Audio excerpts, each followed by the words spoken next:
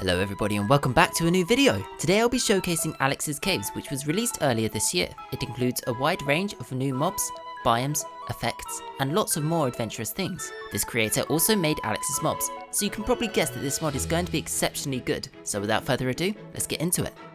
I will be splitting this showcase into separate videos, as I will need to go into detail about each of the biome, and plus I don't think you want to hear me yabbing on for an hour, so this video will focus on how to get started as well as the magnetic caves.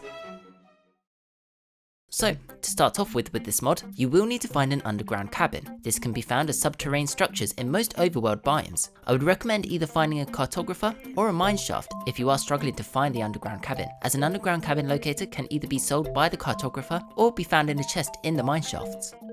These structures look abandoned and pretty worn down, but there may still be items and blocks of value. There is a chance for a cave compendium to appear, which may also help you through Alex's Caves. If you're still not able to find it, you may want to look around for a chest or barrel, as inside may be some cave tablets, and this, as well as a book and golden nugget, can create a cave compendium. These tablets can also be used in a splunkery table, which is also found in an underground cabin. Before using this, make sure you are in a safe place, as this may take a while to solve.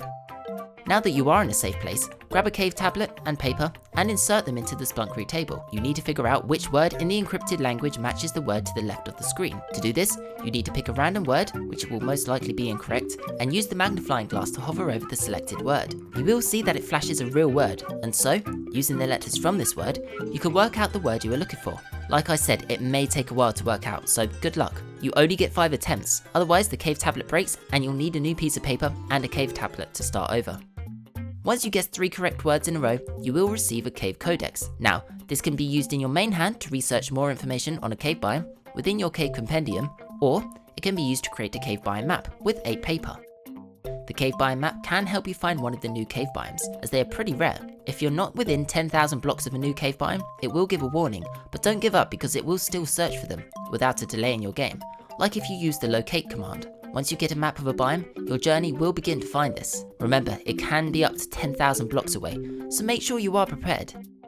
Now that you've gotten started, let's start looking at each biome that you can find.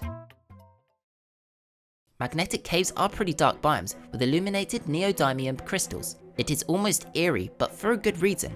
If you think armor will keep you safe, make sure you're not wearing iron, diamond, chainmail, or netherite armor, as it can make it hard for you to traverse this cave. You will find the closer you get to blue crystal spires, which are called azure neodymium crystals, the further it will try to push you away. However, red neodymium crystals will pull you in and make it impossible for you to escape, unless of course you take off all your armor. This also applies to your weapon if you're holding it in your hand. If you are wearing metal boots, you will actually be able to walk underneath and on the sides of these scarlet neodymium crystals.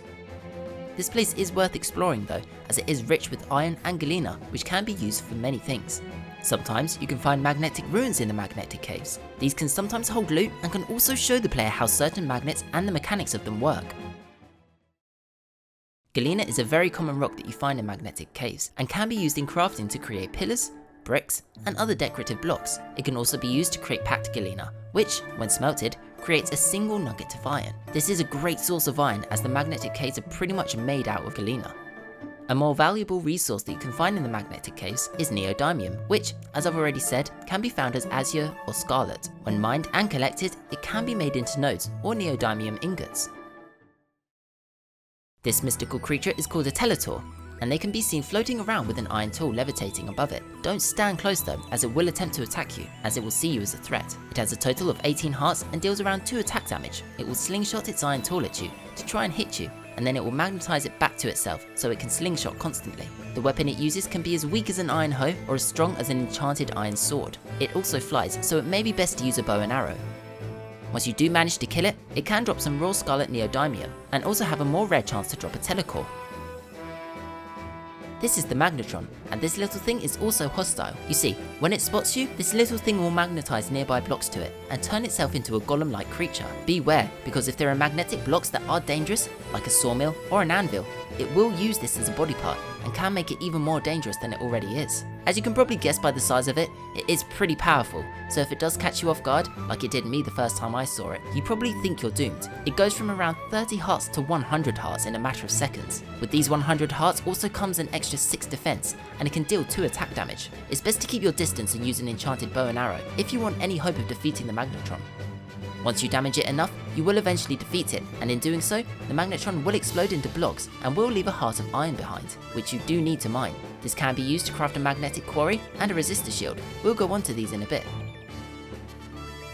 Next up is the bound droid. This can be found on the roofs of magnetic caves, so make sure to look up for them. This guy keeps you on your toes because if you stay in one place for too long, it will drop its heavy weight on top of you, crushing you.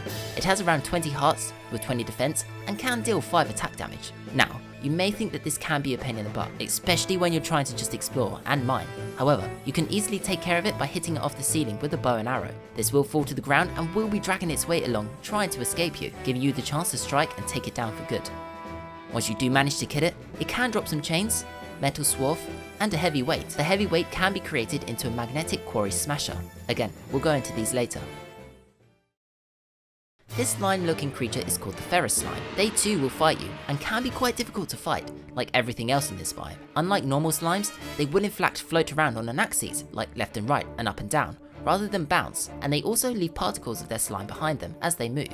Inside of them are like small heads, and the amount of them represents the amount of times you may have to destroy them. So, if there are 2 heads in one slime, they will split into 2 smaller slimes. Once the one-headed slimes are killed, they will eventually die, but make sure they don't merge back together again, otherwise you will have to defeat them again. Each slime head gives 2 attack damage and 10 hearts, so it's best to keep them from merging. Once they are defeated completely, they can have a chance to drop a ferrous slime ball. This can be crafted into metal swarf or a galena gauntlet, and it can be brewed into a potion of magnetizing, which we'll go on to later. The final mob you can find in the magnetic caves is the Notor. These tiny creatures can be found flying around and quite frankly be a nuisance if you're trying to keep a low profile. They are a mob version of a snitch, and I don't mean the snitch from Harry Potter. They will scan you and then go to nearby enemies in the magnetic caves and give away your position and warn them of your presence, which will mean that they will come after you. This is why it is imperative to try and shoot them down if you can. If you do manage to snipe them out of existence, they can drop a Notor gizmo, which can be crafted into a holocoder, magnetic lights, and a hologram projector, which we'll go into a little bit later. Magnetic levitation rails are a much faster way of travelling as they will make the minecart levitate and move faster. Seeking arrows will magnetize onto any nearby mob or entity when shot from a bow or crossbow.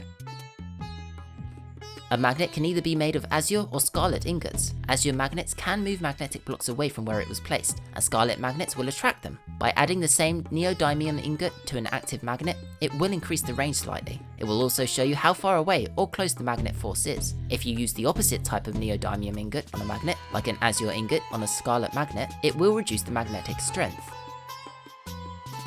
The holocoder can be used to display a hologram, similar to what a Notor does, of the player and can be bound to mobs. You can then create a hologram projector and place the holocoder in the projector to project that mob. If no mob was bound to the holocoder, it will project the player instead. The galena gauntlet is an amazing tool which can be used with other magnetic tools. You will need to put the gauntlet in your offhand and the tool in your main hand. Hold down the attack button and it will launch the tool up to 20 blocks and will hit or mine anything in its way. This will use its durability but can be repaired with the telecore. Metal swarf can be smelted into scrap metal, which can then be used to create a range of new blocks including the copper valve, metal barrel, scrap metal plates, metal rebar, metal scaffolding, and a metal activator.